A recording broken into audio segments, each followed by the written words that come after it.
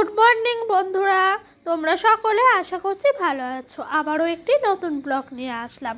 আজকে হলো বৃহস্পতিবার আর এখন বাজে ঘড়ির কাঁটায় ঠিক সকাল 6:30। ঘুমের থেকে উঠেই দেখি ঝমঝমিয়ে বৃষ্টি পড়ছে। অনেকক্ষণ বসলাম জানো, তারপরে কিন্তু ঝিরঝির ঝিরঝির করে বৃষ্টি পড়েই যাচ্ছে। তাই কি আর কাজে হাত না দিয়ে পারা যায় বলো? তাই একটু কি করব, মাথার মধ্যে এই ওড়নাটা কিন্তু পেঁচিয়ে একেবারে কাজে লেগে গেছি। কিন্তু কাজ করতে গিয়ে এই ওড়নাটা পেঁচানো আছে যেহেতু প্রচণ্ড অসুবিধা হচ্ছে, তাও কিন্তু কাজকর্ম করতেই হবে, না হলে ঘড়ির কাঁটা তো আর আমার সঙ্গে সঙ্গে থেমে থাকবে না বলো। ঘড়ির কাঁটার কাজ ঘড়ির কাঁটা করছে, সময় কিভাবে যে চলে যাচ্ছে ধরতেই পাচ্ছি না। তাই জানো তো, এই মাথায় ওড়নাটা বেঁধেই সংসারের সমস্ত কাজকর্মগুলো আজকে সকালে ছাড়লাম।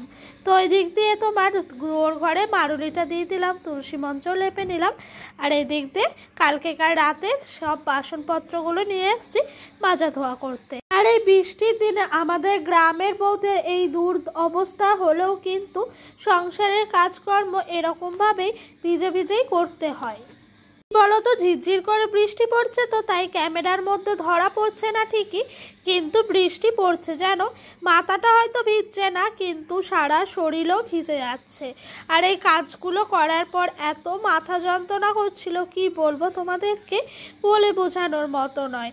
আমাদের যত কষ্টই হোক না কেন, এই বৃষ্টির মধ্যে বর্ষাকালে এরকমভাবেই সংসারের প্রতিটা কাজকর্ম বাইরে সারতে হয় জানো তো বন্ধুরা।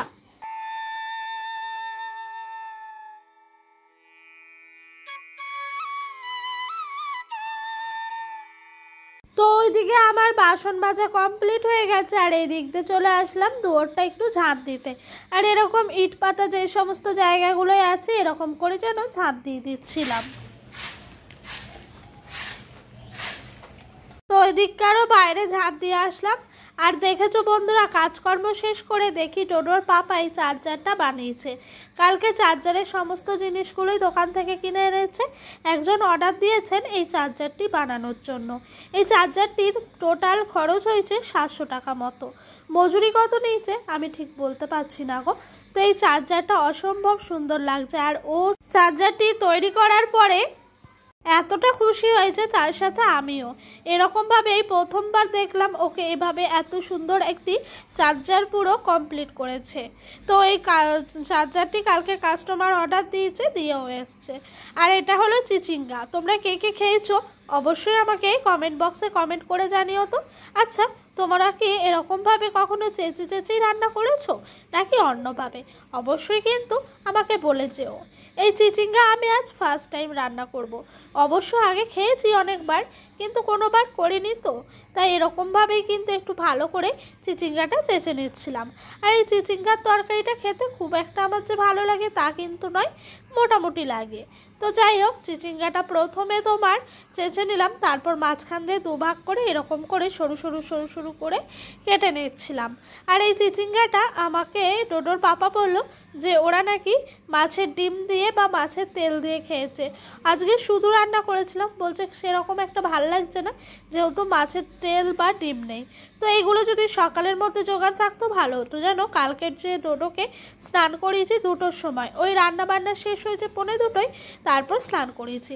আর ওকে 7 তাড়াতাড়ি স্নান করিয়ে দিলে মানে আমার কাজ হওয়ার আগে ও এত দুষ্টুমি করে, মানে আবার কাদা ঘেটে ফেটে করে, তখন মনে হয় যে স্নানই করেনি। তাই আমি পুরো টার্গেট করি যে আমার রান্না বান্না কাজকর্ম যতক্ষণ না শেষ হবে ততক্ষণ ওকে স্নান করাবো না। তো ওই যে চিচিঙ্গাটা কাটা কমপ্লিট, আর এই দিক দিয়ে চিচিঙ্গাটা ভালো করে তোমার ধুয়ে ধুয়ে তুলে নিচ্ছিলাম।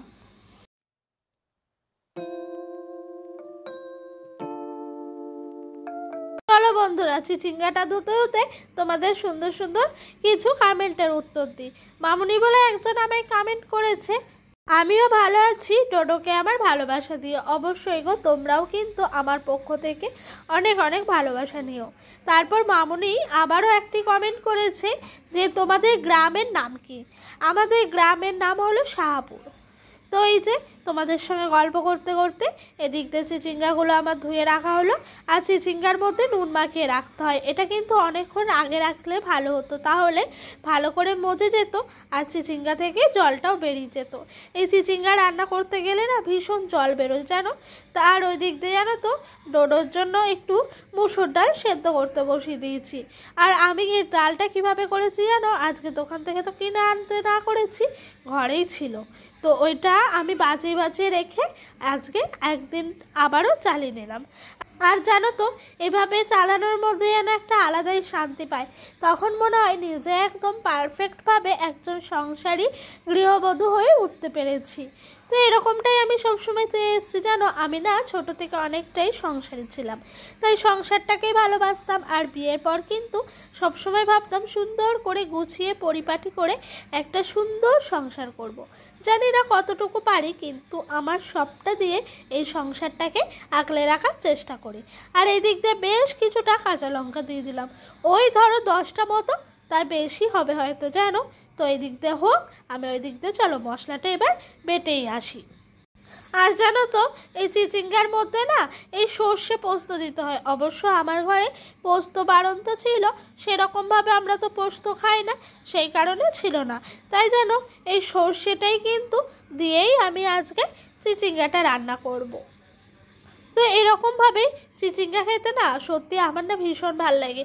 অবশ্য আমি আরেকটা পদ্ধতিতে খেয়েছি চিচিঙ্গা ভাজা, ওইটা আবার আরও অনেকক্ষণ ধরে চিচিঙ্গাটিকে নুন মাখিয়ে রেখে দিতে হয়, যত জল বেরোবে যত মজে যাবে ততই ভালো হবে।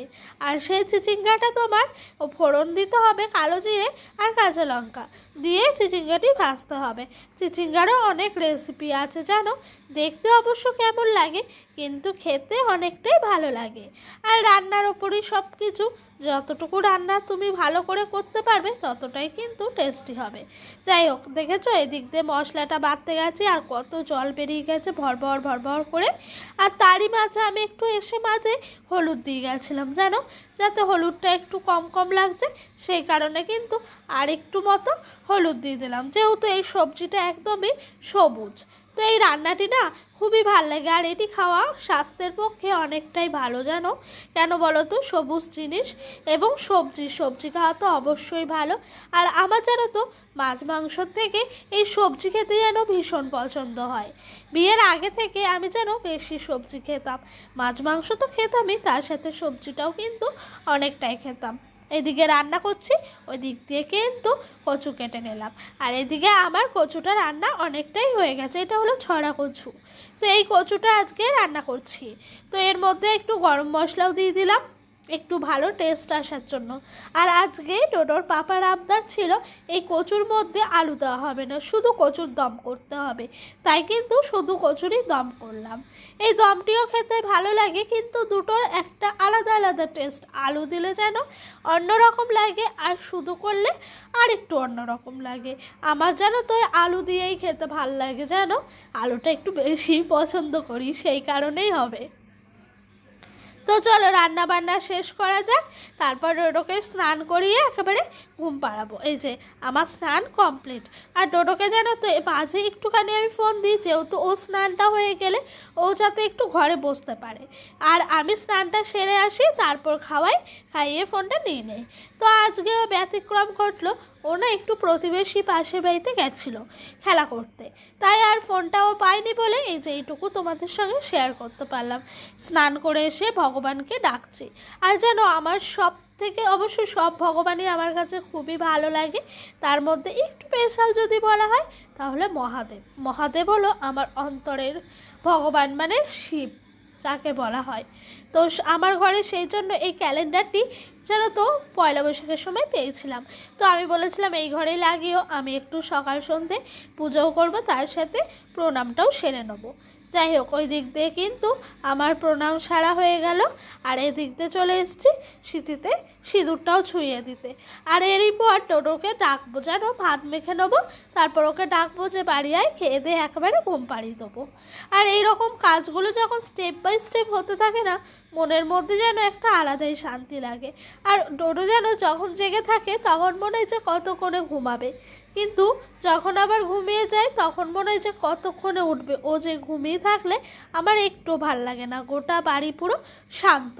আর আমাদের বাড়িতে জানো তো সবাই যদি মানে ওর একটু সাউন্ড না পায়, আওয়াজ না পায়, ও ফোন দেখে তো তখন চুপচাপ থাকে, তো সবাই বলে যে ঘুমাচ্ছে নাকি, এরকমটাই হয়। মানে বাড়ি শান্ত মানে ও ঘুমোচ্ছে, এরকম একটা ব্যাপার। তো চলো সিঁদুরটাও ছুঁয়ে নিলাম।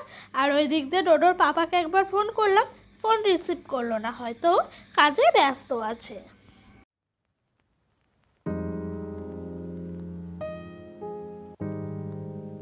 চলো সিঁদুরটা পরা হয়ে গেল, এবার ডোডোকে ঝটপট করে খাইয়ে নিই। তো ওই যে বললাম প্রতিবেশী আমার এক ভাইজি আছে, মানে প্রতিবেশী বলাটাও ভুল, রিলেটিভ টাইপেরই হয়। তো ও এসছিল, গল্প করছিল, আর আমি ওকে খাওয়াচ্ছিলাম, ওদের সাথেই ভালো ভালো গল্প করছিলাম আর খাওয়াচ্ছিলাম। আর ডোডো এদিকে ভিডিও শ্যুট করছি বলে চুপচাপ বসে বসে চুপটি করে খাচ্ছে, আর ওর দিদিরা যা গল্প করছে সেসব কথাগুলো শুনছে আর হাসছে। ওদের সাথে যে আমি কি গল্প করছিলাম আমি নিজেও জানি না, যেহেতু ডাল ভাত সেহেতু কিন্তু ওদের দিকে তাকিয়ে দেখেই গল্পটা করছিলাম। আর আমার ক্যামেরার ওপারে দুজন বসে আছে, তো ওরা বলছিল আর কি, পরে মনে পড়লো যে তুমি কেন এই ভিডিও করো, একটা ছোট্ট বাচ্চা ছিল, ওরই 5 বছর বয়স, তো এইসবই বলছিল, ওর সাথে গল্প করছিলাম। বলছি তুই রিলস করিস, সেরকমই একটা ভিডিও এটাও। তো এই দেখো ঘুম পাড়িয়ে দিয়েছি ডোডোকে, আর ঘুম পাড়ানোর পর কি করব, ডোডোর পাপাও বাড়ি নেই, ওরা দুজন না থাকলে যেন আমার মনে হয় কাজ খুঁজে খুঁজে বের করতে ইচ্ছা হয়।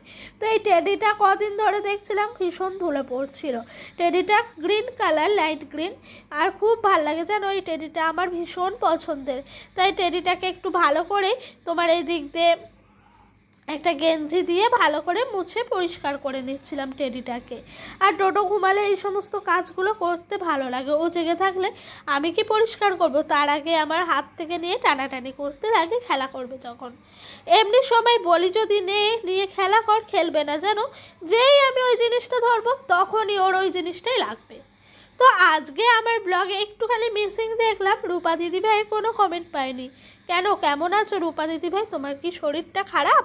তুমি কমেন্ট করলে না, নাকি ভিডিওটা দেখেছো কমেন্ট করার সময় পাওনি? অবশ্যই আমাকে কমেন্ট বক্সে জানিও। আর এই দেখো খাটটাও পরিষ্কার করতে চলে এসেছি।